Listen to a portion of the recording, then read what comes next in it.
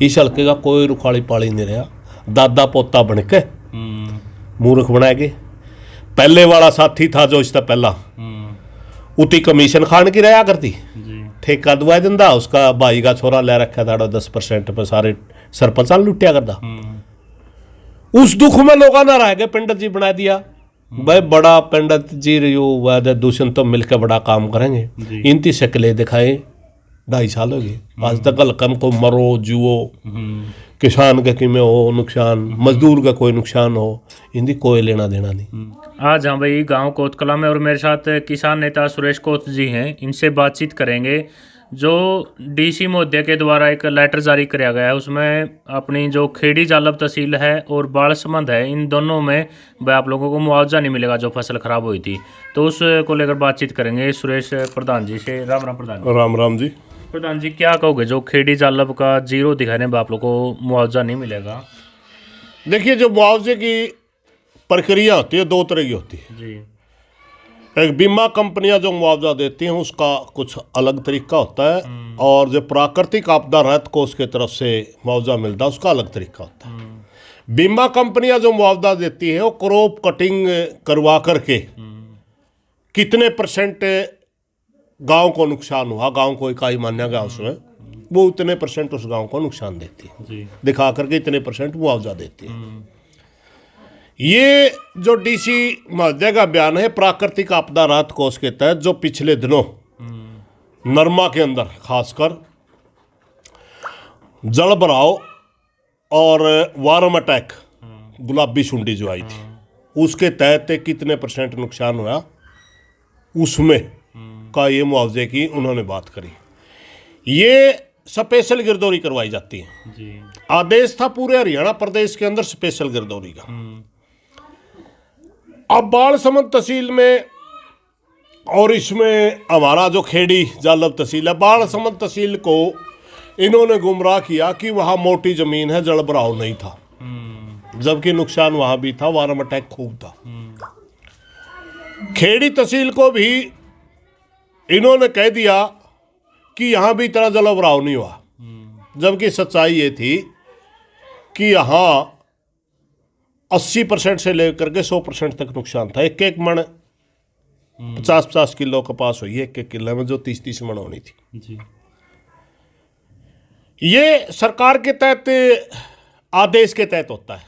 मैं लंबे समय से किसानों में काम करता हूँ, मुझे पता है कि मामला हो है।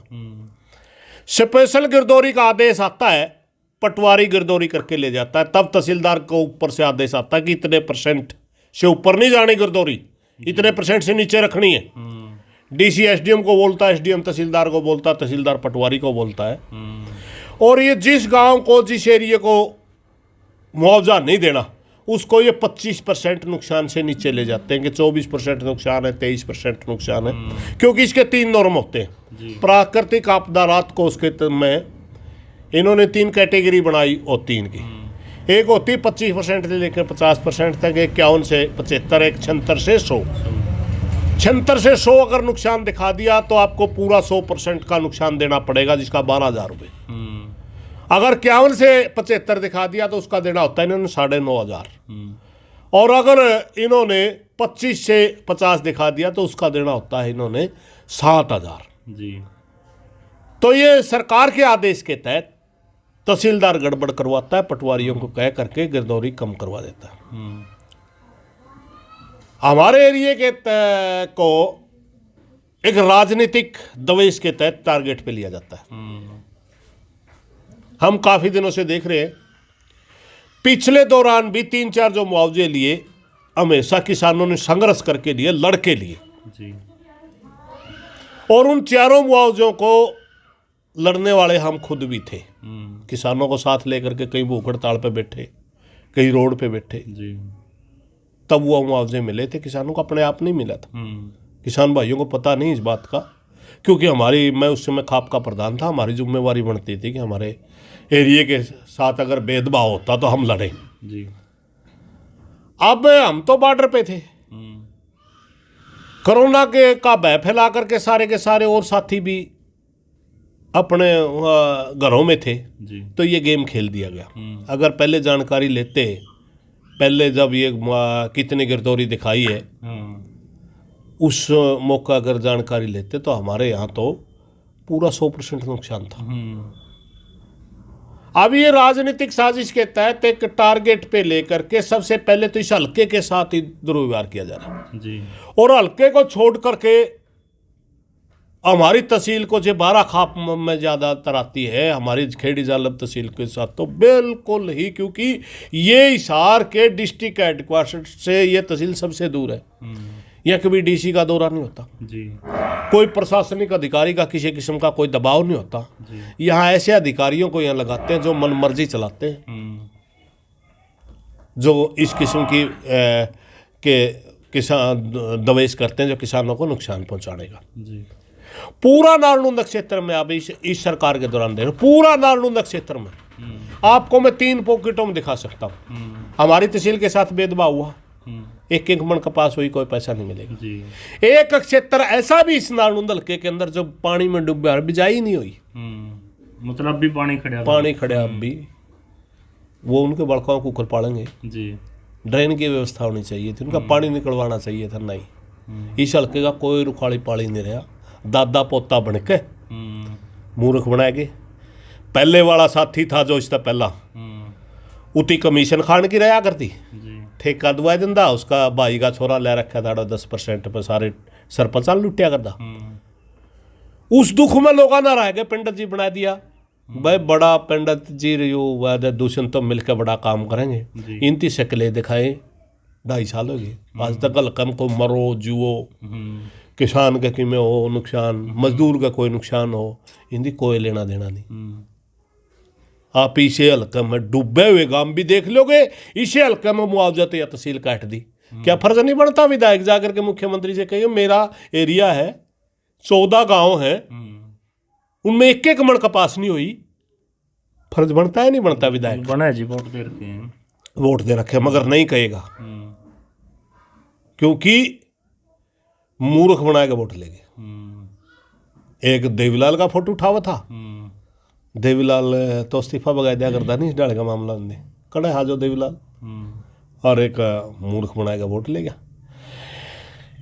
ये लोग अपना राजनीतिक स्वार्थ सिद्ध करने के लिए बार बार झूठ बोल करके जनता को परेशान करते हैं, ना ही मजदूर के हैं ना ही किसान के। अब की बार मैं बताता हूँ, देखिए पहली बात तो मानो तो बीजेपी सरकार ही किसान की मजदूर की विरोधी जी।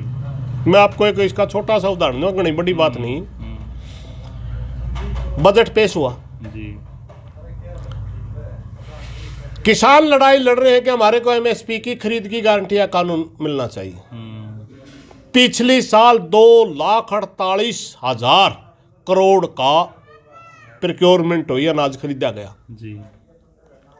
अब की बार उसको घटा करके 2,37,000 करोड़ बना दिया गया, 11,000 करोड़ के पूंजी घटा दी। हम उम्मीद कर रहे थे प्रोक्योरमेंट बढ़ाएंगे, घटा दी। मजदूर पिछली साल 98,000 करोड़ रुपए का मनरेगा का बजट था, मजदूरों को मिला। मनरेगा एक ऐसी स्कीम है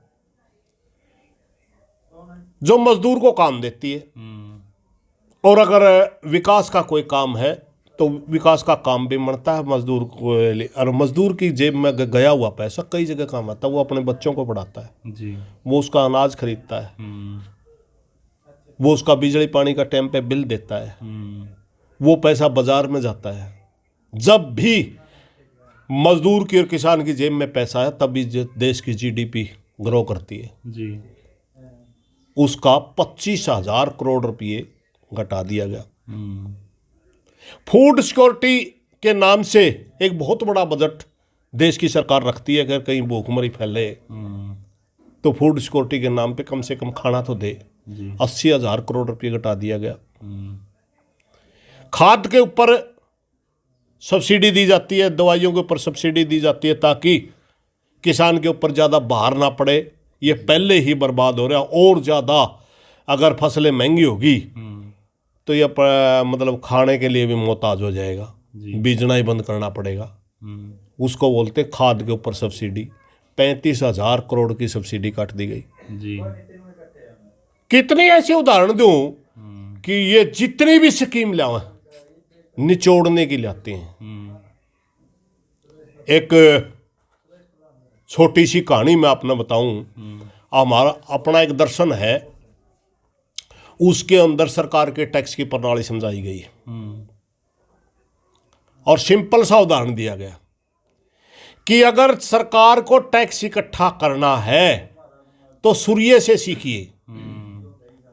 जहां कम दबाव का क्षेत्र होता है और जहां अधिक दबाव का क्षेत्र होता है, जहां अधिक दबाव का क्षेत्र होता है वहां से पानी को सूर्य की किरणें उठा ले जाती है और जहां कम दबाव का क्षेत्र होता है वहां बारिश कर देती हैं। यानी उसका मतलब यह था कि जो साधन संपन्न लोग हैं उनसे टैक्स इकट्ठा करके गरीब को दीजिए कहीं ना कहीं। मगर यहाँ उल्टा हो रहा है, यहाँ गरीब आदमी का और एक चीज पर टैक्स देवे है और इस मात्र 8 साल में पूरी एशिया का सबसे धनी आदमी बना दिया एक ही आदमी अडानी को, जो 2014 से पहले 1000 में भी नाम नहीं आता था उसका। ये गरीबों को चूज करके 2 आदमियों को सारा पैसा देना है, अडानी को और अंबानी को। सारे माइंस पे उनका कब्जा, सारी बिजली की कंपनियों पर उनका कब्जा, सारा आपका ये क्या नाम है एग्रीकल्चर पे भी कब्जा करवाना चाहते थे। पिछले दिनों कितना बड़ा आंदोलन हुआ जी। सारा इनके ऊपर इनका ये सारे के हवाई अड्डों पे, बंदरगाहों पे, हर जगह कब्जा करवा दिया उन लोगों का। और ये बोल रहे थे 2022 में तो आय दुगनी होगी। हाँ, बहुत दुगनी होगी। आंकड़े बंद कर दिए। अच्छा। जब ये सरकार नहीं आई थी 48 आदमी हर रोज आत्महत्या करते थे और 1.5 साल तक आंकड़े जारी हुए 52 आदमी आत्महत्या करने लगे थे। अगर आज सरकार वो आंकड़े जारी करते तो कम से कम भी 60 आदमी हर रोज आत्महत्या करते। कौन सी चीज़ घटाई मैंने? तेल घटाया, गैस घटाई, खाद घटाया, पानी घटाया, बिजली घटाई, कौन सी चीज़ घटाई? रेट वहीं के वहीं है। आज हालात ये कर दिए इन्होंने कि ये कागदा देश नहीं बिकने दूंगा। आज इन्होंने देश का वो हाल कर दिया।